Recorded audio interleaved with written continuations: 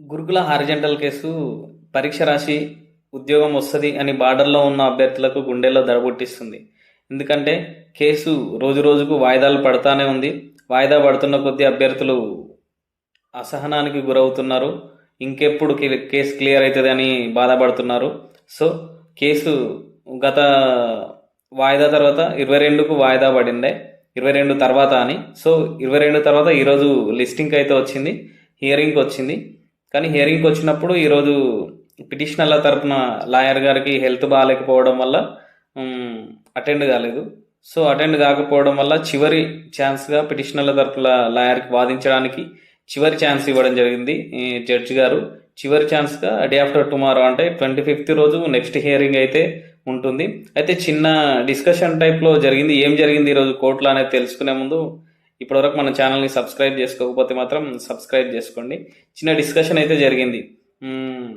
Trip board తరపున వాదించిన lawyer ఏమంటున్నాడంటే, 6 కోసం 9,000 మంది రిజల్ట్ని ఎందుకు ఆపుతున్నారు? ఒకవేళ రిజల్ట్ ఇచ్చిన తర్వాత 6 ఏమైనా నిజంగానే మార్కులు ఎక్కువ వచ్చి వాళ్ళు సెలెక్ట్ అయితే సపరేట్ వాళ్ళకి డెమో కూడా కండక్ట్ చేస్తాం.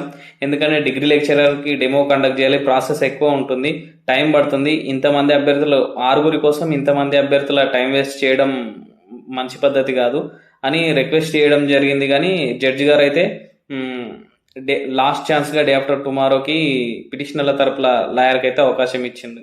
ఇక్కడ ట్రిప్ బోర్డు తరపున వాదిస్తున్న లాయర్ అయితే నాకు తెలిసి హారిజంటల్ కేసుని పక్కదారి పట్టించే విధంగానే ఉన్నాడు. ఎందుకంటే అక్కడ వేసింది 6 కేసు వేసిరని అనుకుంటున్నారు, కానీ 6 మంది వెనుక ఎంతమంది ఉన్నారనేది తెలీదు.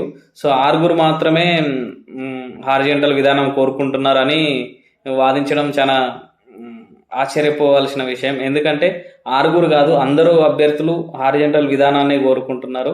వాళ్ళకు మాత్రమే ఒకవేళ ఇప్పుడు తొందరగా స్టే వెకేట్ చేసి రిజల్ట్ ఇవ్వడానికి పర్మిషన్ ఇవ్వండి అని అడుగుతున్నాడు. ఒకవేళ రిజల్ట్ ఇస్తే మరి 6 అభ్యర్థులకే పర్మిషన్ ఇస్తే మిగతా అభ్యర్థుల పరిస్థితి ఏంది అనేది మనం ఒకసారి ఆలోచించుకోవాలి. జడ్జి గారు అయితే చెప్పడం జరిగింది, ఆల్రెడీ సుప్రీంకోర్టు జడ్జిమెంట్ని కాదని మేము కొత్తగా జడ్జిమెంట్ ఇవ్వడానికి రాదు అన్నట్టు కూడా ఒక చిన్న మాట అయితే వాడడం జరిగింది. సో ఇట్లా కన్ఫ్యూజన్ ఒక్కొక్కసారి ఒక్కొక్క విధంగా ఎటువైపు వెళ్తుందో తెలియని విధంగా ఉంది. సో ఈ విషయంలో గవర్నమెంట్ అయితే తొందరగా కల్పించుకొని జనరల్ అడ్మినిస్ట్రేషన్ డిపార్ట్మెంట్ వాళ్ళు కొత్తగా జీవో తీసుకొచ్చి హారిజంటల్ విధానంలో రోస్టర్లు రిలీజ్ చేయాల్సిన అవసరం ఉంది. ఎందుకంటే ఇది చినికి గాలివానగా ఎక్కడి వరకు వచ్చిందంటే చివరికి అభ్యర్థులు నిరుద్యోగ అభ్యర్థులే ఉమెన్స్ అదేవిధంగా జెంట్స్ వీళ్ళిద్దరి మధ్యలో గొడవలకు దారి తీస్తుంది. రీసెంట్గానే చూసాం, పురుష అభ్యర్థులు హారిజంటల్ విధానం అప్లై చేయాలని బోర్డును కలిసిన మరుసటి రోజే మహిళా అభ్యర్థులు కూడా వెళ్ళి as per notification result declare చేయాలని వాళ్ళు చిన్న ధర్నా టైప్లో చేయడం జరిగింది. సో ఇట్లా అభ్యర్థుల మధ్య గొడవ పెట్టే కంటే ఆ ప్రాబ్లమ్ని తొందరగా సాల్వ్ చేయాలని కోరుకుందాం. సో ఇలాంటి ఇంట్రెస్టింగ్ అప్డేట్స్ కావాలంటే మన ఛానల్ అయితే సబ్స్క్రైబ్ చేసుకోండి.